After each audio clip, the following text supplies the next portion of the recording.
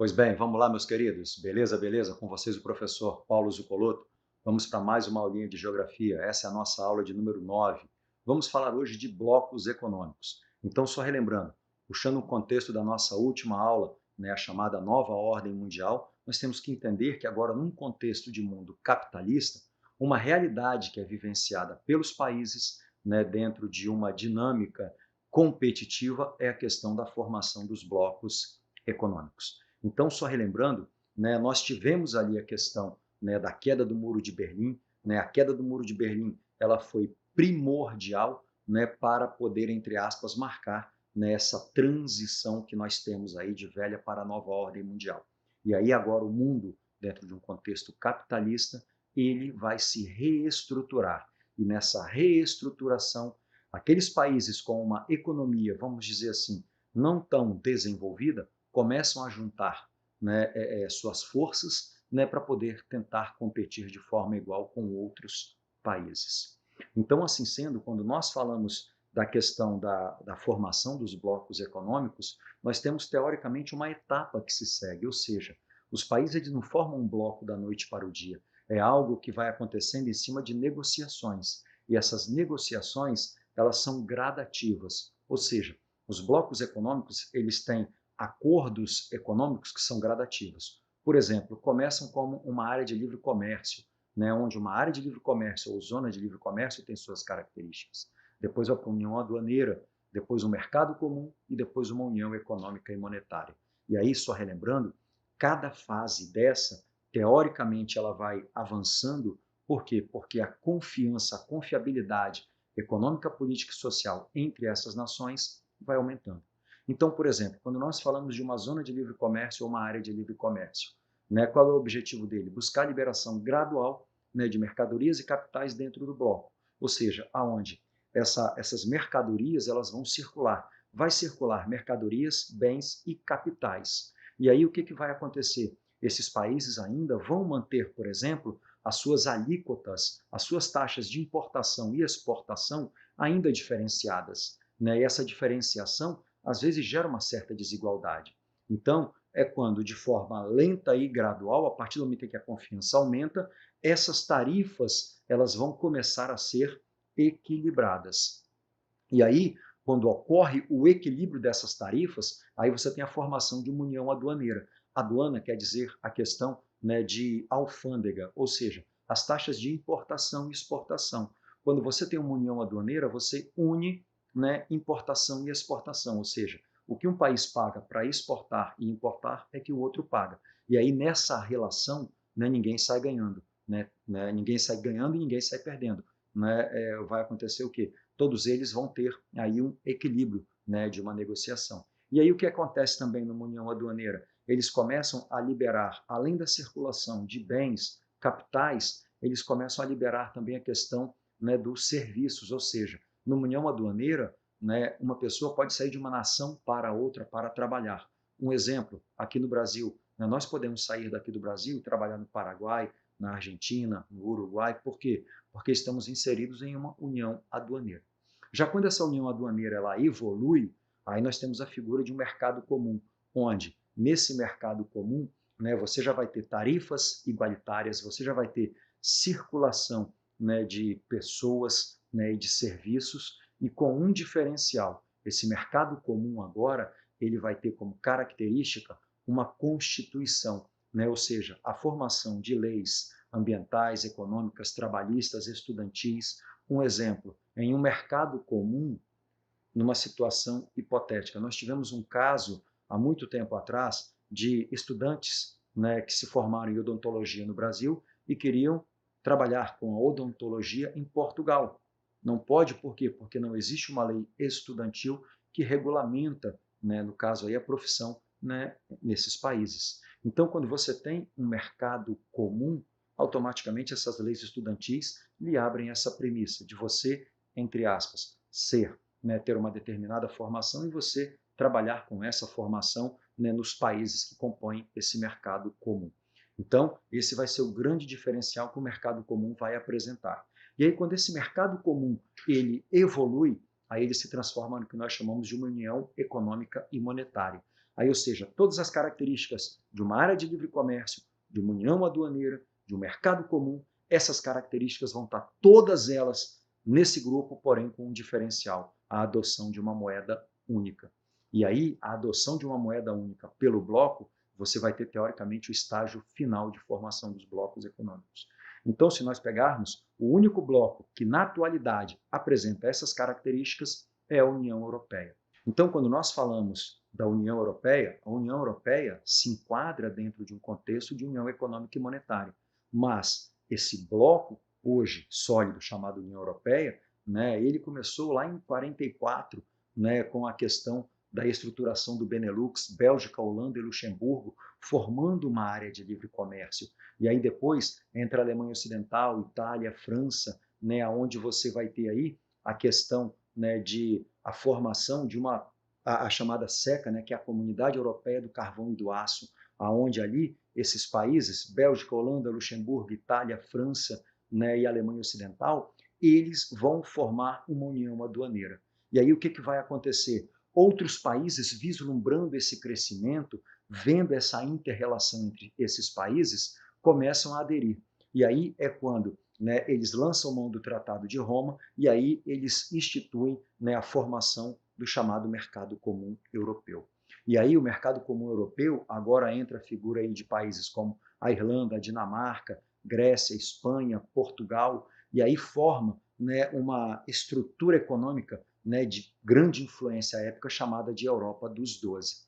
E aí, em 91, quando veio o Tratado de Maastricht, né, o Tratado de Maastricht já vislumbrava, lá em 91, né, você fechar o bloco como uma união econômica e monetária, né, ou seja, já vislumbrava a questão da adoção de uma moeda única. Em 95, né, nós tivemos Suécia, Finlândia e Áustria, né, e aí foi quando forma-se ali a chamada Europa dos 15.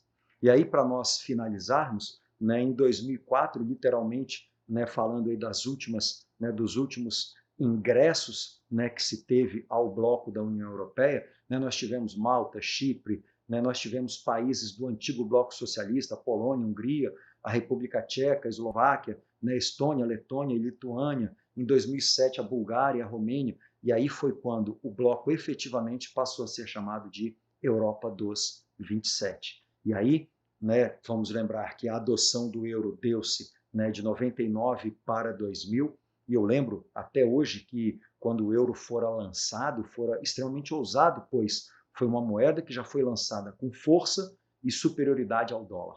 Né? Na época, né, estudante universitário, eu lembro que os professores falavam, né, que o dólar já era uma moeda estável há muito tempo e que o euro veio com né, uma certa prepotência, né, que não conseguiria bater o dólar. Né, e eles estavam errados. Né, o euro mantém-se, né, até hoje acima do dólar, né, mostrando o quão forte é o bloco europeu. E aí, né, esse bloco forte, né, ele passou por um percalço recente, né, que a galera tem que ficar antenada ali, que foi o movimento do Brexit. Né, ou seja, a Grã-Bretanha, né, insatisfeita com a sua posição dentro, né, do chamado bloco europeu, né, eles alegavam que estavam tendo problemas relacionados aos fluxos migratórios, né, uma vez que a União Europeia, né, ela se abria a esses fluxos migratórios, e também, né, eles estavam preocupados, né, com a questão, né, de arcar, né, com as consequências econômicas de alguns países, né, com uma economia mais fracas, os chamados PIGs, PIIGS, Portugal, Irlanda, Itália, Grécia e Espanha. Ou seja, a crise econômica mundial levou esses países a enfraquecer sua economia e automaticamente puxou, retraiu a economia do bloco. E aí, né, a Grã-Bretanha, não querendo arcar com isso, né, pediu a sua saída, que é o chamado Brexit. Né? Então, né, essas discussões, né, levaram aí a primeira-ministra, à época, né, a sair, né, do cargo, né, a Theresa May, aí veio o Boris Johnson, né, e o Boris Johnson ficou aí com essa, né, vamos dizer assim, essa demanda em sua mão. Né, de forma recente, né, eles saíram, mas alguns economistas, inclusive britânicos, falaram que isso daí foi um tiro no pé, né, e que a saída deles, né, em nada melhorou a situação econômica da Grã-Bretanha. Agora, falando de um outro bloco, nós temos o NAFTA, North American Free Trade Agreement, ou Área de Livre Comércio da América do Norte. Essa área de livre comércio começou com Canadá e Estados Unidos, e tempos depois, em 94, eles entraram, vamos dizer assim, em contato com o México. Ou seja, teremos aí 2 países ricos e um país em desenvolvimento.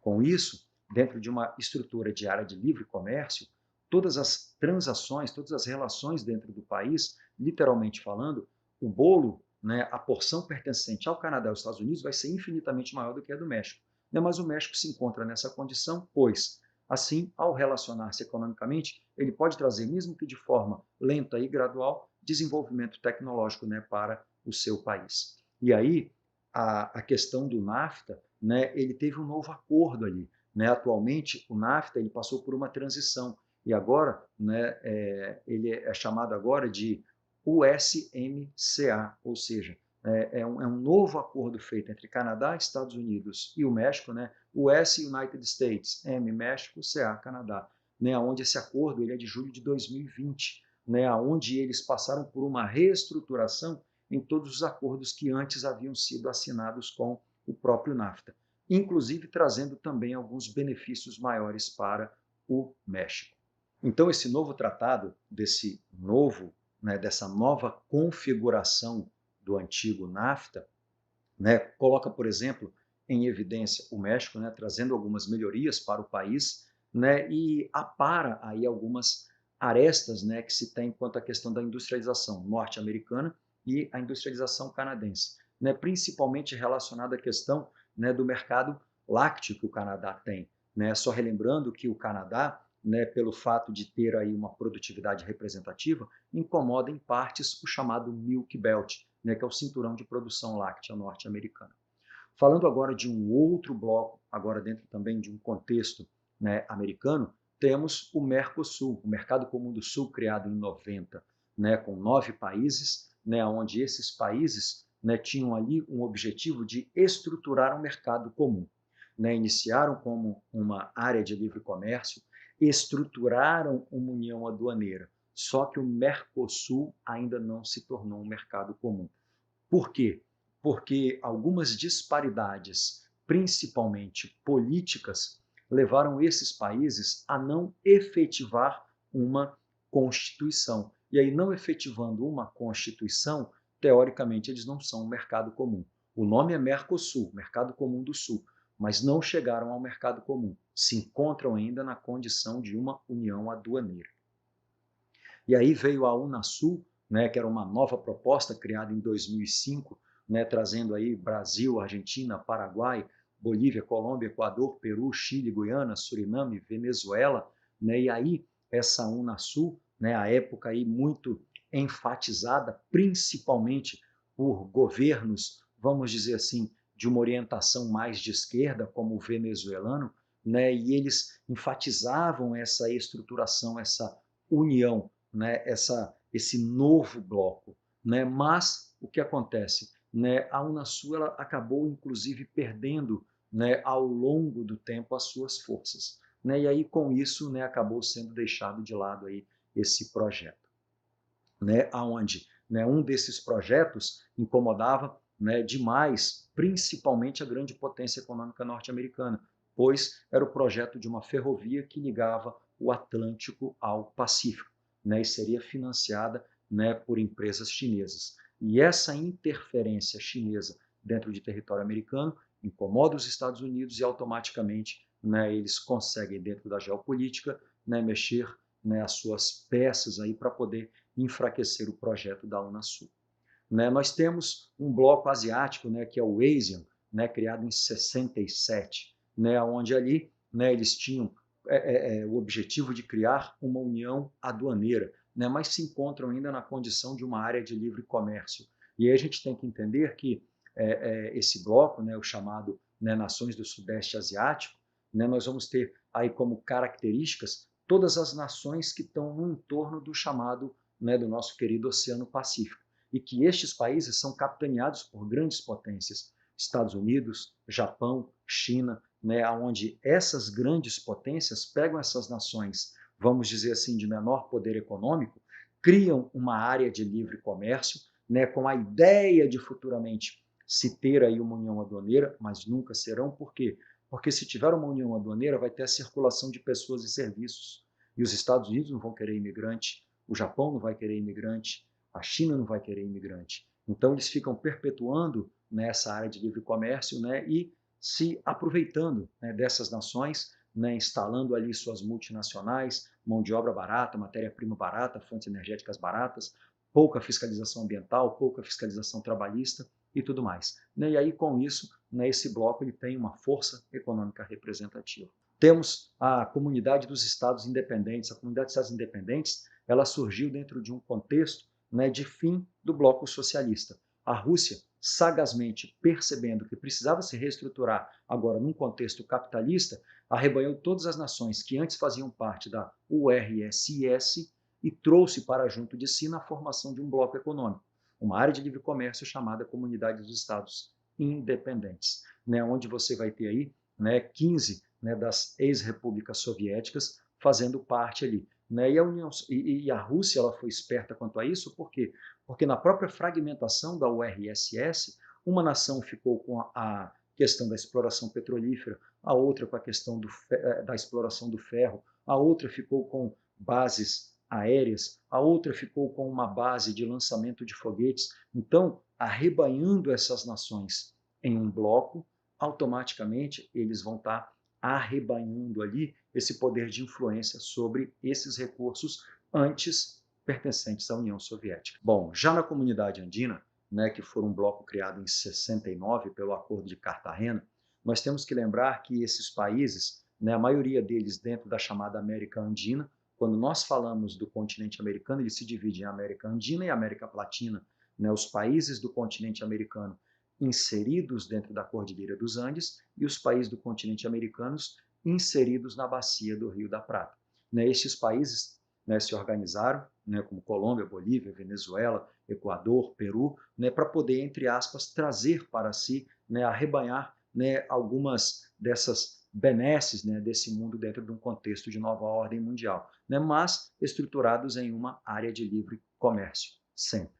Já a União Africana, a OA, né, ela foi criada em 2002 para substituir, no caso aí, a organização da União Africana. Infelizmente, a gente tem que lembrar o seguinte, né, o continente africano, pelo seu contexto exploratório, pelas suas fronteiras artificiais, pelos seus conflitos, né, a questão de você estruturar, né, um bloco econômico é de uma complexidade muito grande, né, pois a sua instabilidade política, econômica e social, né, são os grandes problemas. E aí é quando nós vamos começar a perceber, né, que a estruturação dessa União Africana, né, vai ser um dos blocos aí que vai principiar como uma área de livre comércio e infelizmente não tem para onde evoluir. Né? Nós temos a SADC, que também é um outro bloco africano, né? Mas esse bloco africano a gente tem que entender que, assim como a União Africana, né, os próprios problemas inseridos no continente vão estar gerando, no caso aí, uma instabilidade e um não avanço, né, tornando o continente, infelizmente, né, pouco atrativo. Né, a tecnologia, as multinacionais, as grandes empresas que poderiam estar trazendo para ali o desenvolvimento. Né? Então, a gente tem que lembrar, né, só falando aí que a história dos blocos econômicos podem ser associados a um sintoma recente da globalização, ou seja, a globalização, ela literalmente uniu o mundo. Só que essa união, infelizmente, como eu já havia falado em outras aulas, a globalização ela é includente e excludente ao mesmo momento. E aí é por isso que nações, como as nações africanas, não têm nenhuma perspectiva.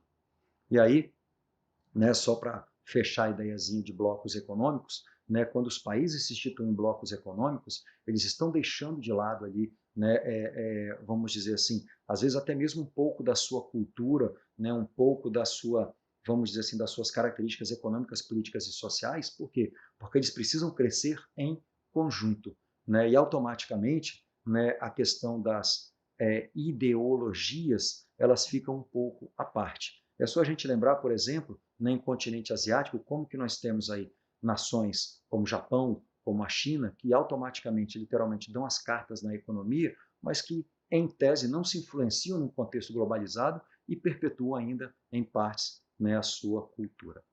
Então, né, as vantagens que se tem num bloco econômico, você vai ter a questão da eliminação de tarifas, né, a questão de crescimento econômico para as nações, desenvolvimento, você vai ter uma circulação maior de matéria-prima, uma circulação maior de pessoas, né, você vai ter uma interligação, mas também você vai ter, no caso aí, as desvantagens. Né, você vai ter aqueles países que, teoricamente, não conseguem competir, né, e com isso, né, a sua economia acaba por afundar mais ainda. Né? Quando você vai ter, no caso aí, né, pegando, mais uma vez enfatizando o continente africano, uma vez que ele peca muito em sua falta de estrutura, né, relacionada à produção energética, relacionada à questão de estabilidade política, questão da corrupção, violência e tudo mais, né, não sendo atrativos, e automaticamente, nesse contexto, né, os blocos ali não irão à frente. E aí, meus queridos, só para fechar a nossa aulinha, né, uma questão aí de blocos econômicos do Enem. México, Colômbia, Peru, Chile decidiram seguir um caminho curto para a integração regional. Né, os 4 países, em meados de 2012, né, criaram a Aliança do Pacífico e eliminaram em 2013 tarifas alfandegárias. Olha a frasezinha interessante. Eliminaram tarifas alfandegárias. E aí a gente já pode já ir direto, né, para o nosso textozinho e pedido ali, ó. De acordo com o texto descrito, né, como objetivo econômico do membro, né, dos países membros, ou seja, se eles eliminaram tarifas alfandegárias, eles se tornaram uma união aduaneira. E qual é a característica que uma união aduaneira tem? Olha a letra A. A letra A está dizendo o seguinte: promover a circulação de trabalhadores. Essa é a característica de uma união aduaneira. Ela vai permitir com que trabalhadores se desloquem de um país para o outro. A letra B, fomentar competitividade com o mercado externo? Nada a ver.